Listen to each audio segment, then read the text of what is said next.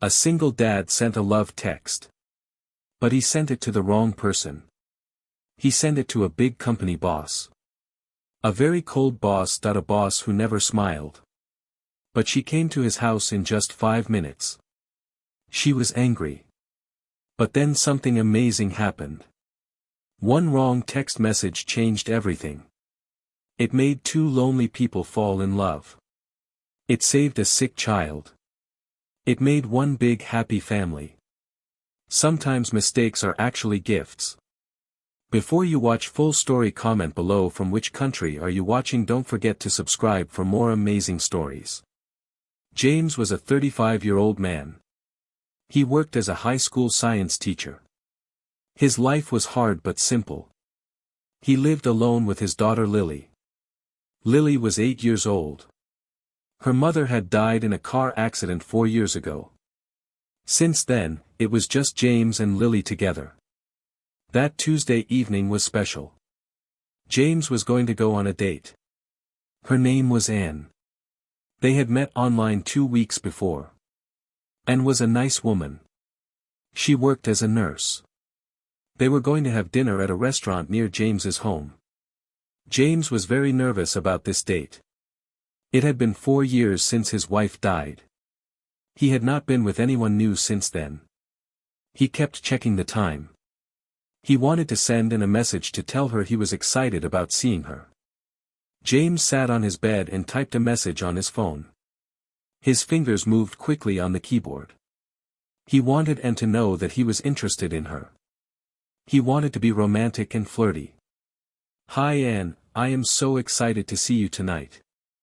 I cannot stop thinking about your beautiful smile. I keep wondering what it would feel like to kiss you. I hope you feel the same way about me. See you soon. James read the message 2 times. It was romantic and flirty. He felt good about it. He thought Anne would like to receive this message. So he pressed send. But then something terrible happened. His phone made a sound. He got a reply. But the name on his phone was not Anne. It was Victoria Reynolds. And the message said, "Excuse me? Who is this? What kind of message is this?" James's hand started to shake. His heart began to beat very fast. Victoria Reynolds was the CEO of Reynolds Pharmaceuticals. She was one of the most powerful women in the entire city. She was famous. Everyone knew about her. She was also known as the Ice Queen. This was because she never smiled. She was very cold and hard in business. She had no emotion. Her picture was in business magazines all the time. But she never looked happy in those pictures. And James had just sent her a love message by mistake. He tried to think. What could he do now? Should he call her and say sorry? Should he send another message? He was very scared. His whole body was shaking. He felt like his life was over. Then the doorbell rang. It was exactly 5 minutes after he sent the wrong message. James opened the door very slowly. He was scared. And there she was. Victoria Reynolds stood on his porch. She was wearing a black business suit. Her blonde hair was perfect. Her makeup was perfect. But her face looked very angry. She looked nothing like her pictures in the magazines. She looked real. She looked upset. She looked like a woman who was angry. "Are you James?" she asked. Her voice was cold. Her voice was like ice. Her eyes were bright blue, but they were not warm. They were cold like winter. "Yes," James said. His mouth was very dry. "I am so sorry about that message. I made a big mistake. I sent it to the wrong number. I thought you were someone else. I am very, very sorry." Victoria did not smile.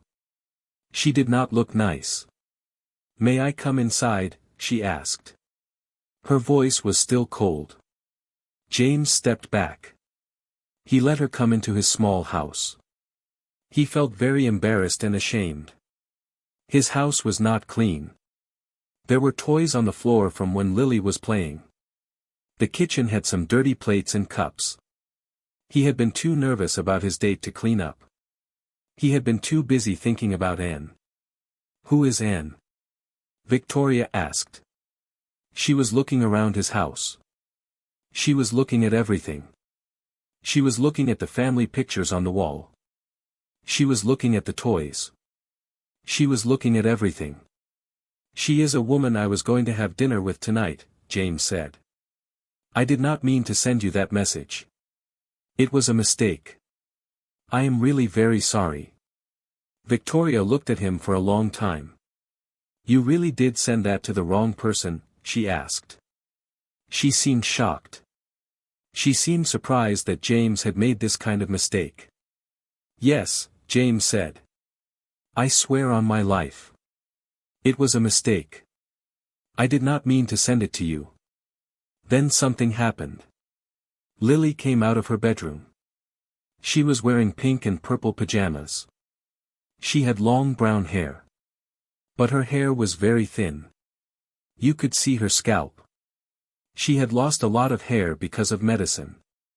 She was 8 years old, but she looked smaller than other 8-year-old children. Lily looked at Victoria with big curious eyes. "Hi," Lily said. "Who are you?" Victoria stopped. She looked at Lily. Something changed in her face. Her cold face became softer. Her blue eyes became warmer. "Hello," Victoria said. Her voice was totally different now. It was soft and warm and kind. "My name is Victoria. What is your name?" "I am Lily," she said. She was not shy. She was a brave little girl. "Are you here to see my daddy?" "Yes," Victoria said. She smiled at Lily. It was a real smile. Victoria Reynolds, the ice queen who never smiled, was smiling at Lily. "Your daddy made a very small mistake, but it is okay. We all make mistakes sometimes." James could not believe what he was seeing. The famous ice queen was being kind. She was being warm and gentle with his daughter. She looked like a totally different person. After Lily went back to bed, Victoria sat down at James's small kitchen table. She did not try to leave. She sat down and looked at James. "Tell me about your daughter," she said. "Tell me about Lily." So James told her. He told her everything. James made coffee for Victoria. They sat at the kitchen table. Victoria did not check her phone. She did not seem to want to leave. She listened to every word James said. James told her that Lily's mother, Sarah, had died in a car accident 4 years ago. He told her how hard it had been to raise Lily alone. He told her about his job as a science teacher. The job did not pay very much money. But he loved teaching. He loved helping young people learn about science and nature. Then James told her about Lily's sickness. When Lily was 6 years old, she came home from school with a fever, James said. His voice was sad. "At first we thought it was just a cold. But the fever did not go away. It lasted for a long time. Then Lily started to have pain in her joints. Her knees hurt. Her wrists hurt. Her ankles hurt." Victoria listened. She did not interrupt. She just listened. "Then Lily got rashes on her skin," James continued. "Red rashes all over her body. She kept getting infections. Small infections, big infections, all the time. We went to doctor after doctor. We waited for 3 doctors and 6 months to get a real answer." James paused. He looked very sad. "The doctors said Lily has Harrington syndrome," he said. "It is a very rare disease. It is an autoimmune disease. That means Lily's own body is fighting against itself. Her body is attacking her own tissues. Her own organs. It is attacking her." Victoria's face became very serious. She looked very sad. How serious is it? She asked. Very serious, James said. Without treatment, Lily will get worse and worse. She will lose the use of her body. She will be in pain all the time. The doctors say that Harrington syndrome can be very dangerous. James showed Victoria a picture on his phone. It was a picture of Lily when she was younger. Before she got sick. In the picture, Lily was wearing a pink ballet costume. She was dancing. She was smiling. She looked so happy and healthy. Lily used to dance, James said. She loved to dance. She was very good. Now she gets tired just walking to the mailbox. Walking to the mailbox makes her tired now. Victoria looked at the picture for a long time. Is there medicine that can help her? Victoria asked. Yes, James said. There is an experimental medicine. It is made by Reynolds Pharmaceuticals. Your company. The medicine is called a targeted therapy. It is the first real hope we have had. Doctors say it could really help Lily. It could stop the disease. It could make her better. Victoria's eyes became wide. And, she asked. She knew there was a problem. And the medicine is very expensive, James said. It costs more money than my house is worth. I cannot buy it. I have insurance, but the insurance will not pay for it because it is experimental. So the only way Lily can get it is through a clinical trial. A clinical trial is when doctors test new medicine to see if it works. James looked down. He looked very sad and frustrated. I have tried to get Lily into the clinical trial, he said. I have applied 3 times. Every time they said no. The first time they said Lily's case was not serious enough. The second time they said it was too serious. The last time they just said no. They did not give any reason. No explanation. Nothing. Tomorrow I was going to do one final appeal. One final try. It was our last chance. Victoria stood up. She walked to the window. She looked outside at the dark street. She was quiet for a long time. Then she turned around and looked at James. I need to tell you something, she said. Something very personal. Something I do not tell people. James waited. He did not know what she was going to say. I had a sister, Victoria said. Her eyes became wet with tears. Her name was Sophia. She was my younger sister. She had Harrington syndrome too. This was 20 years ago. There was no good medicine back then. There was no cure. Victoria's voice became quiet. Sophia died when she was 12 years old, Victoria said. I was only 17 years old. I watched my sister die. I watched her suffer. I was helpless. I could do nothing to help her. James felt his heart break. He could see the pain in Victoria's eyes. After she died, my parents fell apart, Victoria continued. My mother went into deep sadness. She cried every day. My father buried himself in his work. He worked all the time. Our family broke apart. I was left alone to pick up all the pieces.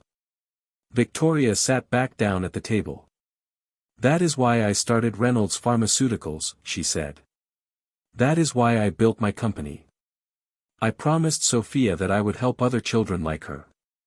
I promised that I would develop medicines for rare diseases. I promised that no other family would have to suffer like mine did. She looked at James with intensity. So when I saw your daughter Lily, Victoria said, I saw my sister Sophia. I saw the same brave little girl. The same sick little girl. And I knew that I had to help her. Victoria's phone rang. She looked at it. Her face changed. She became cold again. She became the ice queen again. I need to make a call, she said. Can I use your back porch? Of course, James said. Through the kitchen window, James watched Victoria on the porch. She was talking to someone on the phone. But she was not talking quietly. She was talking loudly. She sounded angry. Very angry. Her whole body looked tense. Her hand was moving as she spoke. When she came back inside, she looked very different. The warm Victoria was gone. The cold CEO was back. "There is a problem," Victoria said. She sat down and looked at James with very serious eyes. "What kind of problem?" James asked. "Someone is blocking Lily's application," Victoria said. "Someone is deliberately stopping her from getting into the trial. I just spoke to my head of clinical trials. I asked her to pull every piece of information about Lily's case. She found something very bad." "What?" James asked. He was scared. "My ex-husband sits on my company's board," Victoria said. "His name is Richard. He oversees the clinical trial division.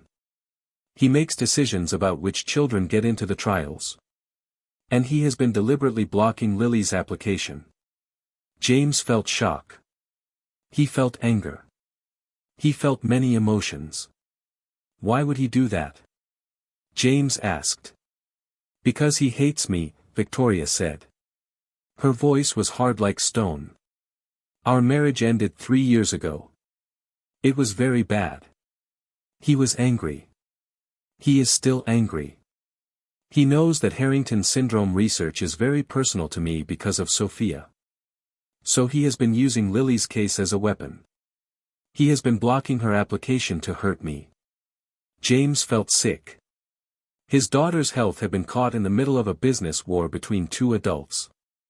"That is monstrous," James said. "Yes," Victoria agreed. "But it ends now. I have already called an emergency board meeting. He will be removed from the board tomorrow. And I am going to personally make sure that Lily gets into the treatment program." The next morning, James woke up to find a black car parked outside his house. The driver was holding a big envelope. Inside the envelope was all the paperwork for Lily to join the clinical trial. There was also a handwritten note from Victoria. The note said, "Lily starts treatment on Monday. Do not worry about anything. A car will pick you both up at 8 a.m. My cell phone number is here if you need anything." When James told Lily the good news, Lily did not smile at first. Lily was worried. "But Daddy, how will we pay for it?" Lily asked. "You said it costs more than our house." James knelt beside Lily's bed. He took her small hands in his. "We do not have to pay anything," James said. "Ms. Reynolds is taking care of everything. You are going to get the medicine you need." "Really?" Lily asked. "Really," James said. "And you know what? Victoria is going to come with us on Monday to the hospital." Lily's eyes became bright. "She is?" Lily asked. "The pretty lady who likes stars?" "Yes," James said. "Good," Lily said. "I like her. She is nice to me. She does not talk to me like I am a baby. And she smells like flowers. Like the flowers that Mommy used to grow." James felt tears come to his eyes. Lily did not talk about her mother very much anymore. But now she was connecting Victoria to the memory of her mother. That was important. On Monday morning at exactly 8 a.m., a black car pulled up to James's house. To James's surprise, Victoria herself stepped out of the car. She was wearing casual clothes. Tailored black pants and a simple blue shirt. Her blonde hair was loose around her shoulders. She looked beautiful, but she also looked warm and real. "Good morning," she said. She smiled at James and Lily. "I thought I would come myself today. First days can be scary and difficult. I want to be here." Lily was nervous that morning. But when she saw Victoria, she became happy. "You came," Lily said. "I would not miss it," Victoria said. She knelt down to Lily's level. And I brought you something. She gave Lily a small bag. Inside was a beautiful journal. The cover had a picture of the night sky with stars and a moon. It was so pretty. This is for you, Victoria said. It is for recording your journey. During your treatment, you can write down the good days. You can write down the things that make you happy. My sister used to do this when she was sick. It helped her remember that there were still beautiful things in her life, even during hard times. Lily held the journal to her chest. Thank you, Lily said. I am going to write about today because it is already a good day. On the drive to the hospital, Victoria explained everything to Lily and James. She used simple words that Lily could understand. She did not talk down to Lily. She treated her like she was smart and brave, because Lily was smart and brave. At the hospital, James expected Victoria to leave. But she did not. She stayed the whole time. She sat with Lily for 4 hours while Lily got her first treatment. When the nurses had trouble finding a vein in Lily's arm, Victoria held Lily's hand. She told Lily stories about constellations and stars. She told Lily about Orion and the Big Dipper and the North Star. She made Lily laugh even when it hurt. When Lily fell asleep during the treatment, Victoria put a warm blanket over her. She did it so gently. She did it like a mother would do. James watched Victoria with his daughter. He felt something change in his heart. He started to fall in love with her. 3 weeks later, Lily's treatment was working. Her energy was coming back. She was not getting as many infections. She was getting better. She was really getting better. One evening, after James had put Lily to bed, his phone buzzed. It was a text from Victoria. Treatment results are excellent. Would you like to have dinner on Friday? Just you and me. We can talk about Lily's progress. And maybe some other things. James's heart jumped. Was this more than just a business dinner? Was Victoria interested in him as more than just Lily's father? He typed back, yes. I would like that very much. Then another text came, and James, I want to be clear about something. This dinner is not just about Lily. I have been thinking about your smile too. I think about you a lot. James read the message 3 times. He could not believe it. Victoria Reynolds was interested in him. What James did not know was that Victoria was sitting in her car outside his house. She was sitting there trying to get the courage to ring the doorbell. The woman who had built an empire. The woman who could make business executives shake with fear. This woman was nervous about a date. Victoria gripped the steering wheel. Her hands were shaking. She had spent 20 years building her company. She had spent 20 years being alone. She had spent 20 years being cold and hard. But now, she wanted something different. She wanted love. She wanted family. She wanted James and Lily. On Friday evening, Victoria took James to a nice restaurant. She wore a simple blue dress instead of her business suits. Her hair was down. She looked so beautiful and so real. Over dinner, James learned about the real Victoria. He learned that she loved to look at the stars. He learned that she wanted to be an astronaut when she was little. He learned that she had given up all her dreams to build her company. Why? James asked. Because of Sophia, Victoria said. Because I promised her. Because I thought if I could help enough children, if I could make enough medicine, then her death would mean something. Her death already meant something, James said gently. Because you loved her.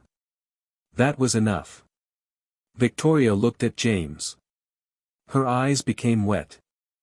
I have been alone for so long, she said. I have been cold for so long. But with you and Lily, I feel different. I feel warm. I feel like maybe I can be different too. James reached across the table and took her hand. You can be, he said. You already are.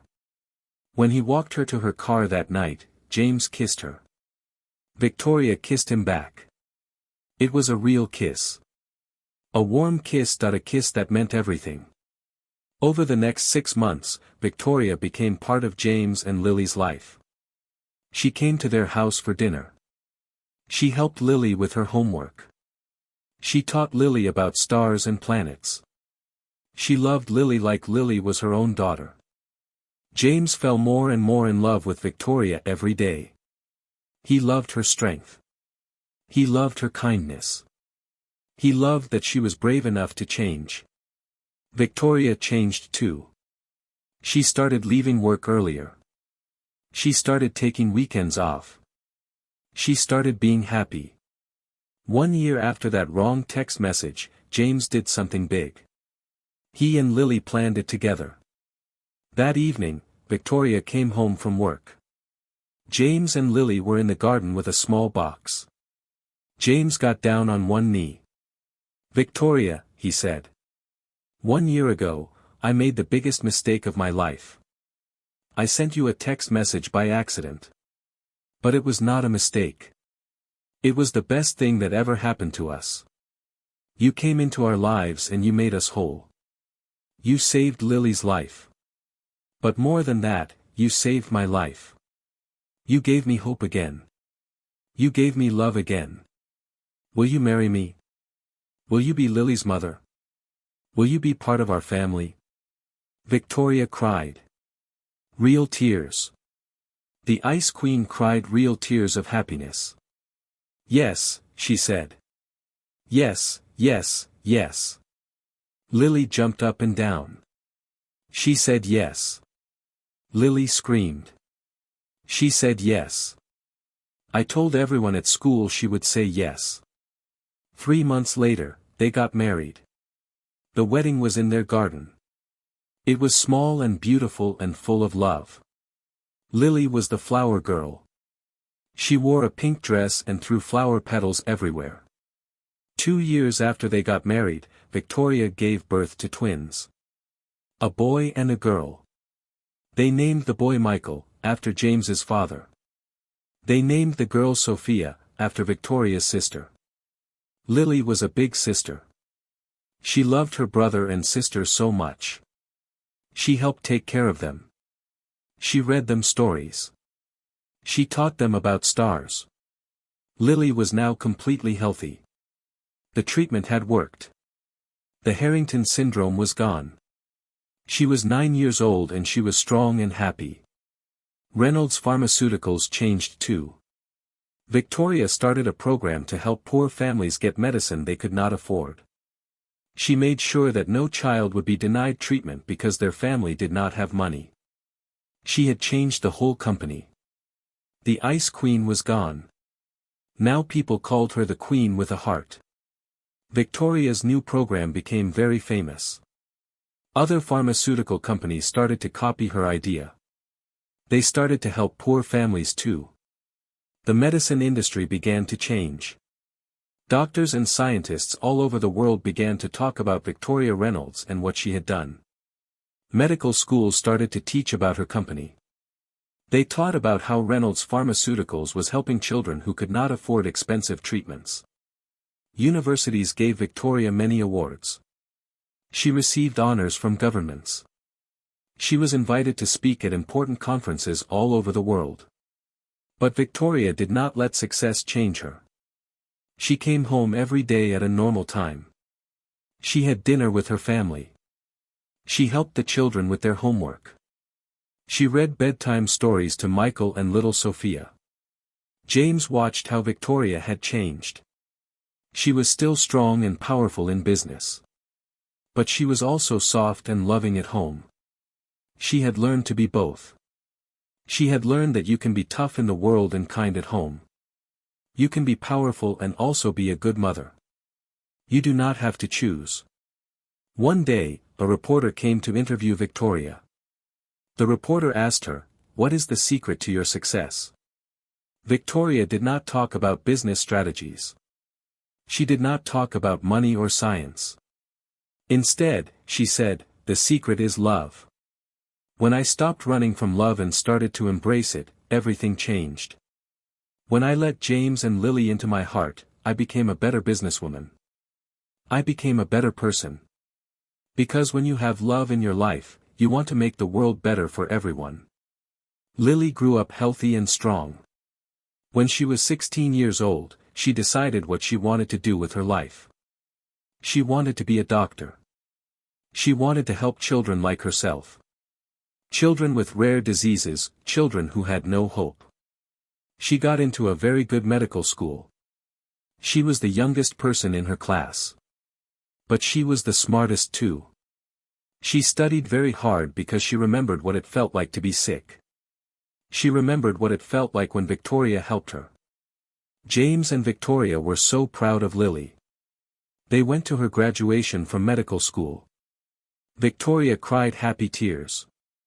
Michael and Sophia clapped their hands. The family took a picture together. A picture of a family that had been made whole by one wrong text message. Lily's first job was at Reynolds Pharmaceuticals. She worked in the same department that had almost blocked her treatment 10 years before. But that department had changed completely. It was now run by kind and good people. People who cared about sick children. 10 years after that first wrong text message, James and Victoria sat in their garden at night. They were looking at the stars with a telescope. Michael and Sophia were sleeping inside. Lily was at the hospital helping sick children. "Do you remember that text message?" Victoria asked. "Of course I remember," James said. "It was the most embarrassing moment of my life." "It was the best moment of my life," Victoria said. She showed him her phone. She still had the message saved. She looked at it sometimes when she needed courage. She looked at it when she needed to remember where she came from. "That text message was not a mistake," Victoria said. "It was fate. It was destiny. It was the universe telling me that I needed to open my heart. That I needed to stop being the ice queen, that I needed to be human again." James took her hand. "I am so glad you got that text," he said. "I am so glad that one wrong number changed everything." They sat together under the stars. The same stars that Victoria had taught Lily about, the same stars that had brought joy to their family, the same stars that had witnessed the beginning of their love story. And somewhere in the world, another lonely person was thinking about sending a text message to someone new. Maybe they would make a mistake too.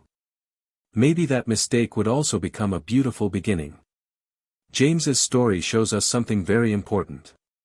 One small mistake can change everything. One wrong text message can lead to the greatest love. One moment of vulnerability can open the door to a whole new life. If you have ever felt like you made a mistake that was the end of your world, remember James and Victoria. Remember that sometimes what looks like a disaster is actually a blessing. Sometimes our biggest errors become our greatest gifts. Sometimes life works in mysterious ways. Sometimes we just have to have the courage to say yes to what comes.